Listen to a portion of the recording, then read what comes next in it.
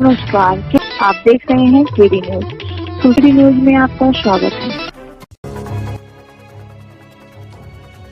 सुल्तानपुर जनपद से बड़ी खबर आ रही है। नगर पालिका अध्यक्ष ने सुल्तानपुर विधानसभा के भाजपा विधायक विनोद सिंह पर बड़ा गंभीर आरोप लगाया है। पालिका अध्यक्ष बबीता जायसवाल ने कहा है कि अनुपूरक बजट को लेकर पालिका परिषद में आज बोर्ड की बैठक होनी थी, लेकिन भाजपा विधायक विनोद सिंह की वजह से यह बोर्ड की मीटिंग कोरम के अभाव में स्थगित हो गई। सारे सभासदों को मीटिंग में जाने से रोक दिया गया था। क्या हुआ? आज बजट की बैठक थी, कोरम पूरा नहीं होने की वजह से बैठक स्थगित कर दी गई। क्या कारण? सभासद नहीं आए, उसमें केवल 8 सभासद आए और एमएलसी साहब आए और मैं थी, 10 लोग थे, जबकि कोरम के लिए 18 लोग की जरूरत होती है। क्या कमियां रही? अब सभासद से मैं बात की, सुबह भी बात किया मैंने, तो उन्होंने कहा विधायक विनोद सिंह ने मुझे मना किया है बैठक में जाने से और मुझे धमकाया भी कि अगर जाओगे तो मैं देख लूँगा। क्या अब बोर्ड बैठक की तैयारी नहीं लिया गया? आगे स्थगित की गई है आगे तारीख के लिए। इस बैठक का मतलब आपका कहना है पूरी तरीके से बैठक खारिज होने का कारण? हाँ, विधायक विनोद सिंह है। वो यहीं भर नहीं रुकी, उन्होंने विधायक विनोद सिंह के ऊपर आरोपों की झड़ी लगाते हुए कहा कि नगर पालिका की 50 बिस्वा जमीन पर कब्जा कर अवैध स्कूल KNICE स्कूल का निर्माण कर लिया है और KNICE स्कूल को बचाने के लिए बसपा छोड़कर भाजपा में शामिल हुए हैं। इस पूरे मामले पर पालिका अध्यक्ष बबीता जायसवाल क्या कह रही हैं, आप भी सुने। क्या कारण था?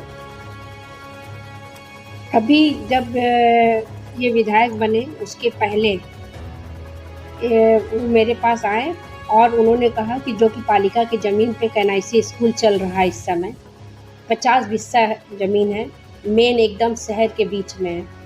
इसके बदले में उन्होंने कहा कि ज़मीन वो मुझे देंगे। हम लोग पालिका की टीम के साथ देखने गए, जो कि नदी पे वो ज़मीन थी और मैंने लेने से इनकार कर दिया उस ज़मीन को। इसी का खुन्नस निकालने के लिए वो ये कर रहे हैं, पालिका को डिस्टर्ब कर रहे हैं। वो विद्यालय बना हुआ है, किस जगह पर विद्यालय बना है? KNICE स्कूल जो चल रहा है वो पालिका की 50 बिस्वा ज़मीन पे बना है।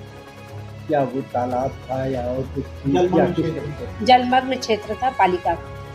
तो इसी खुन्नस को वो पालिका को डिस्टर्ब करके इसी खुन्नस को वो निकाल रहे थे। वहीं इस प्रकरण में पालिका परिषद के सभासदों से इस बारे में जानकारी की गई तो उन्होंने क्या कहा, आप भी सुने। आज आप लोगों की बोर्ड की बैठक थी, इस बैठक में क्या हुआ?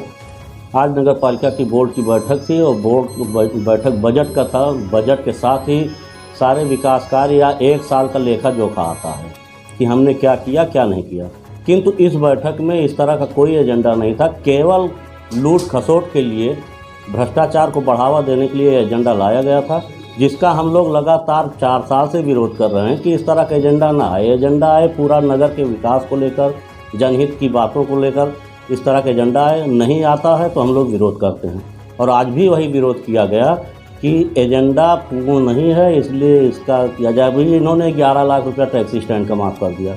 इन्होंने होल्डिंग विज्ञापन का जो निकलता है टेंडर, उसमें पैसा इन्होंने 3 लाख रुपया माफ़ कर दिया।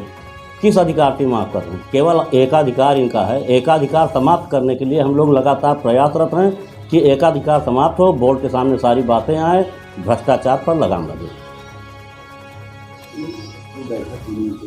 बैठक हुई, क्या हुआ बैठक में?